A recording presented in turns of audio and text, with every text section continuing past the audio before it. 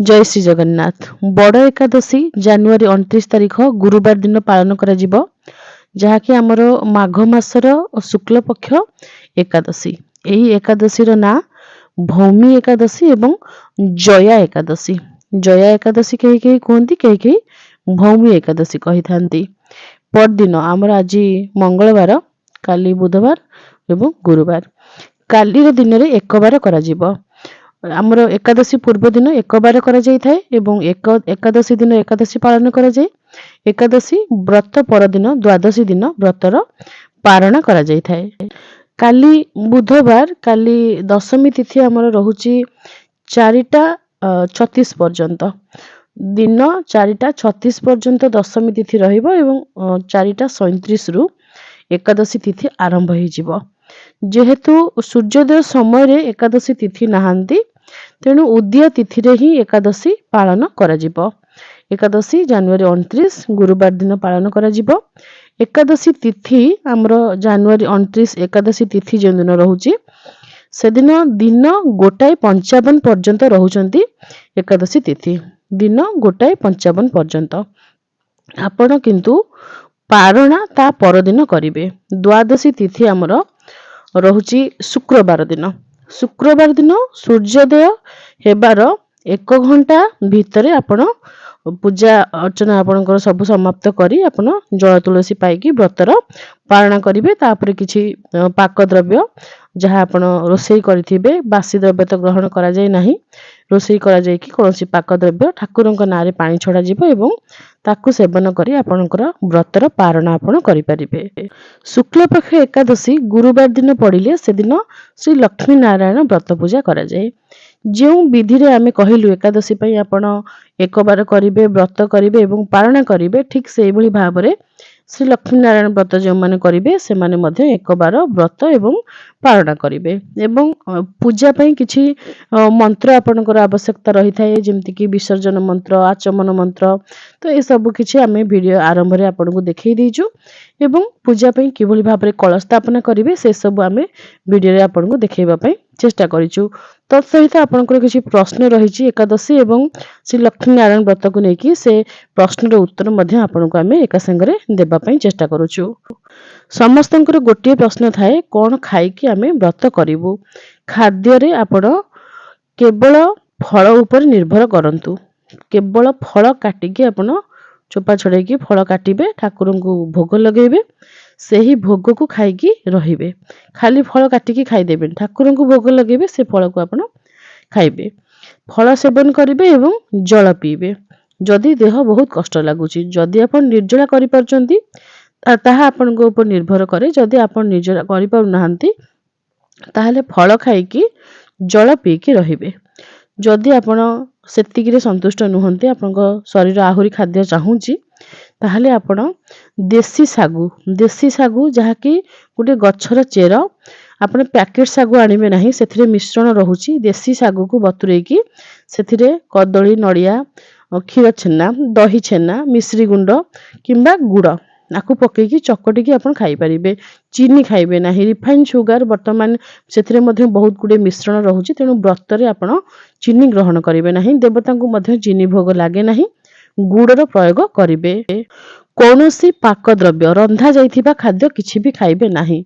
आपण उषुम क्षीर खाई परिबे। उषुम क्षीर को आपण गैस रे फुटौचंती, ताहाको आमे पाक द्रव्य कहिबा नाही। पाक द्रव्य काहाको कहा जाय जोथरे लूण हळदी पड़ी थाए। मसला वर्जन करा जिवो एवं लूण को मध्ये वर्जन करा जिवो। तेणु कौनसी पाक द्रव्य न खाई कि आपण क्षीर को सिझेई कि क्षीर उषुम क्षीर पी परिबे। चा पीबे नाही। चा गोटे निशा द्रव्य जे भली जिंस, चा मध्ये सेही भली जिंस।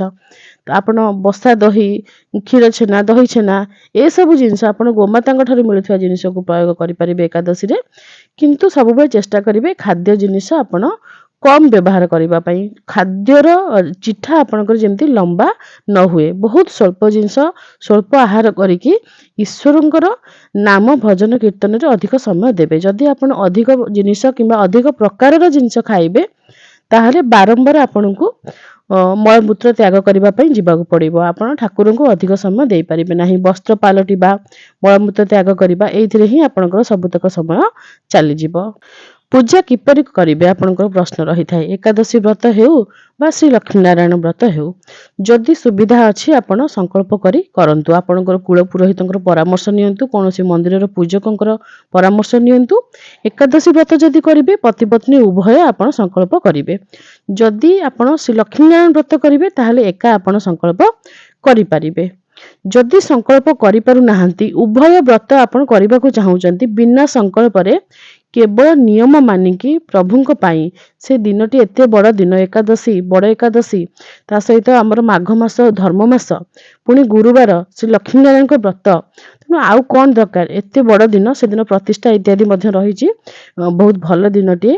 ସେଦିନ ଆପଣ ଖାଦ୍ୟ ନିୟମ ମାନିକି ଫଳମୂଳ ଆହାର କରିକି ଠାକୁରଙ୍କର ଟିକେ ଅଭିଷେକ କରିବା, ଠାକୁରଙ୍କୁ ପୂଜା କରିବା, ଠାକୁରଙ୍କୁ କିଛି ସେବା ପ୍ରଦାନ କରିବା। ଖାସ କରି ଆମର କହିବାର ଉଦ୍ଦେଶ୍ୟ ହେଉଛି ସେବା ପ୍ରଦାନ କରିବା।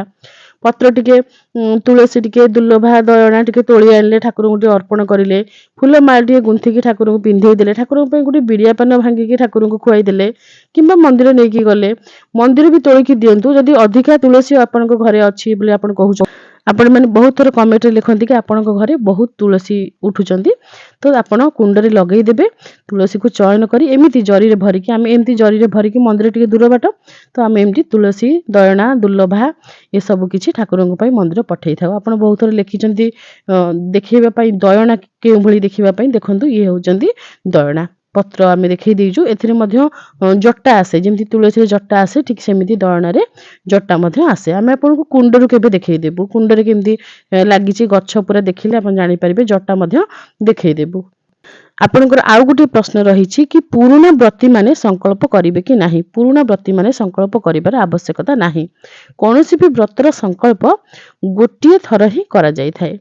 ଥରେ ଆପଣ ସଂକଳ୍ପ କରିବେ, ଆପଣ ପୁରୁଣା ବ୍ରତୀ ହେଇଗଲେ। ଯେତେବେଳେ ବ୍ରତ ପଡ଼ିବ ଆପଣ କେବଳ ପୂଜା କରିବେ। ଯଦି ଆପଣ ଅଶୁଦ୍ଧ ଅଛନ୍ତି ତାହେଲେ ସ୍ୱାମୀଙ୍କୁ କହିବେ ସିଏ ବ୍ରତ ଗୁଆ ସବୁ ନେଇକି ମନ୍ଦିରରେ ପୂଜା କରି ଆଣିବେ, ନଚେତ୍ ନନାଙ୍କୁ ଘରକୁ ଡାକିକି ମଧ୍ୟ ପୂଜା କରେଇଦେବେ। ଶ୍ରୀ ଲକ୍ଷ୍ମୀ ନାରାୟଣ ବ୍ରତ ବିଷୟରେ ଆମେ ଆପଣଙ୍କୁ ପୂର୍ବରୁ କହିଛୁ। ପୁରୁଣା ଭିଡ଼ିଓ ମଧ୍ୟ ରହିଛି, ବ୍ରତ କିପରି ଆରମ୍ଭ କରିବେ, କିପରି ପୂଜା କରିବେ, ପୁରୁଣା ବ୍ରତୀମାନେ କିପରି ପୂଜା କରିବେ। କାହିଁକି ନା ଆମେ ଯେତେବେଳେ ବ୍ରତ କରିଥିଲୁ, ଆମେ ପୁରୁଣା ବ୍ରତୀ ହେଲା ପରେ ମଧ୍ୟ ପୂଜା କରିଛୁ, ବ୍ରତ ପଡ଼ିଥିଲା, ସେ ଭିଡ଼ିଓ ମଧ୍ୟ ସେୟାର କରିଛୁ। ଯେହେତୁ ଆପଣମାନେ ପୁରୁଣା ଭିଡ଼ିଓ ଆଉ ଦେଖିବାକୁ ଚାହୁଁନାହାନ୍ତି, ତେଣୁ ଆମେ ବିଶେଷ ଭାବରେ ଆଉ ସେସବୁ ଭିଡ଼ିଓ ଆପଣଙ୍କ ସହିତ ସେୟାର କରୁନୁ। କେବଳ ଆପଣଙ୍କୁ ଏତିକି କହିବୁ, ମାହାତ୍ମ୍ୟ କହିଲେ ଶ୍ରୀ ଲକ୍ଷ୍ମୀ ନାରାୟଣଙ୍କ କୃପା ପ୍ରାପ୍ତ ହେବା। ଯିଏ ପ୍ରଭୁଙ୍କୁ ଏବଂ ମାଙ୍କୁ ନିଜର ଇଷ୍ଟ ବୋଲି ଭାବିଛନ୍ତି, ପ୍ରଭୁଙ୍କୁ ଏବଂ ମାଙ୍କୁ ସେତିକି ନିଜର ଭାବନ୍ତି, ସେତିକି ଭଲ ପାଆନ୍ତି, ତାଙ୍କ ପାଇଁ ହିଁ ସବୁ କିଛି କରିବାକୁ ଚାହାନ୍ତି, ସିଏ ହିଁ ଏ ବ୍ରତ କରିବା ଉଚିତ। ତେଣୁ ଏ ବ୍ରତ କହିଲେ ସମ୍ପୂର୍ଣ୍ଣ ଭାବରେ ସମର୍ପଣ, ନିଜକୁ ସମ୍ପୂର୍ଣ୍ଣ ଭାବରେ ପ୍ରଭୁଙ୍କୁ ଏବଂ ମାଙ୍କୁ ସମର୍ପି ଦେବେ। ଯଦି ଆପଣ ନିଜକୁ ସମର୍ପି ଦେଲେ ତାହେଲେ ପ୍ରଭୁଙ୍କୁ ଏବଂ ମାଙ୍କୁ ପାଇବା ବହୁତ ସହଜ ହେଇଯିବ। ସେ ଆପଣଙ୍କ ପଣତ କାନିରେ ଗଣ୍ଠି ପଡ଼ିକି ରହିବେ। ଏତିକି ଆମେ ଆପଣଙ୍କୁ ସିଧାସଳଖ ଭାବରେ କହିବୁ। ବାକି ରହିଲା ଏକାଦଶୀ କଥା। ଏହି ଏକାଦଶୀର ମାହାତ୍ମ୍ୟ କ'ଣ? ସମସ୍ତ ଏକାଦଶୀ ବିଷୟରେ ପଦ୍ମ ପୁରାଣରେ ବର୍ଣ୍ଣନା କରାଯାଇଛି। ପଦ୍ମ ପୁରାଣର ଉତ୍ତର ଖଣ୍ଡରେ ଏହି ଜୟା ଏକାଦଶୀ ବିଷୟରେ ମଧ୍ୟ ବର୍ଣ୍ଣନା କରାଯାଇଛି। ଏହି ଏକାଦଶୀ ମାଘ ମାସର ଶୁକ୍ଳ ପକ୍ଷରେ ପାଳନ କରାଯାଇଥାଏ। ଭଗବାନ ଶ୍ରୀହରି ବିଷ୍ଣୁଙ୍କୁ ପ୍ରସନ୍ନ କରିବା ପାଇଁ, ପ୍ରଭୁଙ୍କର କୃପା ଲାଭ କରିବା ପାଇଁ ଏହି ଏକାଦଶୀ ବ୍ରତ କରାଯାଇଥାଏ। ଆମର ଗଳା ବହୁତ ଖରାପ ଅଛି, କାଶ ହେଉଛି, ସେଥିପାଇଁ ଆମେ ଠିକ୍ ସେ କଥା କହିପାରୁନୁ। ଆଜି ଏହି ଜୟା ଏକାଦଶୀ ବିଷୟରେ ଆମେ ଆପଣଙ୍କୁ ସ୍ୱଳ୍ପରେ କହିବୁ। ପରେ ଆପଣଙ୍କୁ ଆମ ଗଳା ଠିକ୍ ହେଇଯିବା ପରେ ସବୁ ଏକାଦଶୀର ମାହାତ୍ମ୍ୟ ବିଷୟରେ କହିକି ଭିଡ଼ିଓ ସେୟାର କରିଦେବୁ। ଯେଉଁ ଭିଡ଼ିଓକୁ ଆମେ ପ୍ଲେ ଲିଷ୍ଟରେ ରଖିଦେବୁ, ଯାହା ଆପଣମାନେ ସବୁବେଳେ କୁହନ୍ତି, ଆପଣମାନଙ୍କ ସୁବିଧା ପାଇଁ ଆପଣ ଏକା ସାଙ୍ଗରେ ସବୁ ଏକାଦଶୀର ମାହାତ୍ମ୍ୟ ଶୁଣିପାରିବେ। ଆପଣ ଭୂତ, ପ୍ରେତ, ପିଶାଚ ଶୁଣିଥିବେ। ଏହି ପିଶାଚ, ଦୁଇ ଜଣ ପତି ପତ୍ନୀ ପିଶାଚ ଯୋନିକୁ ପ୍ରାପ୍ତ ହୋଇଥିଲେ, ଅର୍ଥାତ୍ ପିଶାଚ ଭାବରେ ଜନ୍ମଗ୍ରହଣ କରିଥିଲେ, କଷ୍ଟ ଦୁଃଖ ପାଉଥିଲେ। ସେହି ପତି ପତ୍ନୀ ଏହି ଜୟା ଏକାଦଶୀ କରି ପିଶାଚ ଯୋନିରୁ ମୁକ୍ତ ହୋଇଥିଲେ। ନିଜର ଜାଣତରେ ହେଉ ବା ଅଜାଣତରେ, ଆପଣ ଶାସ୍ତ୍ର ବିଷୟରେ ଯଦି ଜାଣିନଥିବେ, ଶାସ୍ତ୍ରରେ କ'ଣ ଲେଖା ହେଇଛି, ତା ପୂର୍ବରୁ ଆପଣ କିଛି ଅଶାସ୍ତ୍ରୀୟ କାମ କରିଦେଇଥିବେ, କିଛି ଭୁଲ କରିଦେଇଥିବେ, ଆପଣ ଜାଣିନଥିବେ, ସେମିତି ପରିସ୍ଥିତିରେ କିମ୍ବା ଜାଣି ଆପଣ କିଛି ଭୁଲ କରିଛନ୍ତି, ସେ ଭୁଲ ଆପଣ କାହାରିକୁ କହିପାରୁନାହାନ୍ତି, ଏଇଭଳି ପରିସ୍ଥିତିରେ ଆପଣ ଏହି ଜୟା ଏକାଦଶୀ ବ୍ରତଟି କରନ୍ତୁ। ପ୍ରଭୁଙ୍କୁ ନିଜର ମନର ଦୁଃଖ ସୁଖ ସବୁ କୁହନ୍ତୁ। ସିଏ ହିଁ ଆପଣଙ୍କର ନିଜର, ସିଏ ଧୋକା ଦେବେନି, ସିଏ ଆପଣଙ୍କୁ ଠକିବେନି, ଆପଣଙ୍କ କଥା କାହାକୁ କହିବେନି। ତେଣୁ ତାଙ୍କୁ ସବୁ କହିକି ଏହି ଜୟା ଏକାଦଶୀ ବ୍ରତ କରନ୍ତୁ। ଯେଉଁ ଏକାଦଶୀ ପିଶାଚ ଏବଂ ପିଶାଚିନୀକୁ ନିଜର ପିଶାଚ ଯୋନିରୁ ମୁକ୍ତ କରିଦେଲା, ସେହି ବ୍ରତ ଆପଣଙ୍କର ଜୀବନ ନିଶ୍ଚୟ ବଦଳେଇ ଦେବ। ପ୍ରଭୁଙ୍କ କୃପା ପ୍ରାପ୍ତ କରିବା ପାଇଁ ସେଦିନ ଚେଷ୍ଟା କରିବେ ବହୁତ କମ୍ କଥା କହିବା ପାଇଁ। ପରନିନ୍ଦା, ପରଚର୍ଚ୍ଚା, ତାସ ଖେଳ, ପାନ ଖାଇବା, ଚା ପିଇବା, ଟିଭି ଦେଖିବା, ମନୋରଞ୍ଜନ କରିବା, ସେଜ ତକିଆ ବା ଗଦିରେ ଶୟନ କରିବା, ଏସବୁ ତ୍ୟାଗ କରିବେ। ରାତ୍ର ଜାଗରଣ କଲେ ଆହୁରି ଭଲ। ଯେତେ ଅଧିକ କଷ୍ଟ କରିବେ ପ୍ରଭୁ ସେତେ ଶୀଘ୍ର ପ୍ରସନ୍ନ ହେବେ। ଗର୍ଭବତୀ ମହିଳାମାନେ ବହୁତ ପ୍ରଶ୍ନ କରୁଛନ୍ତି। ଗର୍ଭବତୀ ଥିବା ସମୟରେ 3 ମାସ ଯେତେବେଳେ ଆପଣଙ୍କର ଗର୍ଭ ହେଇଯାଉଛି, ତାପରେ ଆଉ ପୂଜାପୂଜି କରିବା କଥା ନୁହେଁ, ଶାସ୍ତ୍ରରେ ମଧ୍ୟ ବାରଣ କରାଯାଇଛି। ତେଣୁ ଆପଣମାନେ ଏକାଦଶୀ ଇତ୍ୟାଦି ଯାହା କରୁଛନ୍ତି କରନ୍ତୁ ନାହିଁ। ପିଲା ଜନ୍ମ ହେବା ପରେ ପୁଣି ଥରେ ଆପଣ ଏକାଦଶୀ ଆରମ୍ଭ କରିପାରିବେ। ବିବାହ ସଂସ୍କାର ପରେ ଆସେ ଆମର ବାନପ୍ରସ୍ଥ। 16 ସଂସ୍କାର ଭିତରୁ ବିବାହ ସଂସ୍କାର ପରେ ବାନପ୍ରସ୍ଥ ଆସେ। ବାନପ୍ରସ୍ଥ ସମୟରେ ହିଁ ଏକାଦଶୀ ଇତ୍ୟାଦି କରିବା ଉଚିତ। ସେହି ସମୟରେ ହିଁ ଉପଦେଶ ଦିଆଯାଇଥାଏ ଏକାଦଶୀ କରିବା। ପାଠ ପଢ଼ିବା ସରିଯାଇଥାଏ, ପିଲାମାନେ ବଡ଼ ହେଇଯାଇଥାନ୍ତି ଏବଂ ନିଜ ମନରୁ ମଧ୍ୟ କାମନା ବାସନା କିଛି ମାତ୍ରାରେ କମି ଆସିଥାଏ ସେ ସମୟରେ। ତେଣୁ ଯେଉଁ ମହିଳାମାନେ ଗର୍ଭବତୀ ଅଛନ୍ତି, ଏକାଦଶୀ କରିପାରୁନାହାନ୍ତି, ସେମାନେ ଦୁଃଖିତ ହୁଅନ୍ତୁ ନାହିଁ। କମ୍ ସେ କମ୍ ଆପଣଙ୍କ ପିଲାଟି ଜନ୍ମ ହେଇଯାଉ, ତାପରେ ଆପଣ ନିଜର ସୁବିଧା ଅନୁସାରେ ବ୍ରତ କରିବେ। ଯଦି ସଂକଳ୍ପ ନ କରୁଛନ୍ତି, ଖାଲି ସେମିତି ହିଁ ଆପଣ ଠାକୁରଙ୍କର ସେବା କରିପାରିବେ। ଆଶା କରୁଛି ଭିଡ଼ିଓ ସାହାଯ୍ୟକାରୀ ହୋଇଥିବ। ରହୁଛୁ। ଜୟ ଶ୍ରୀ ଜଗନ୍ନାଥ।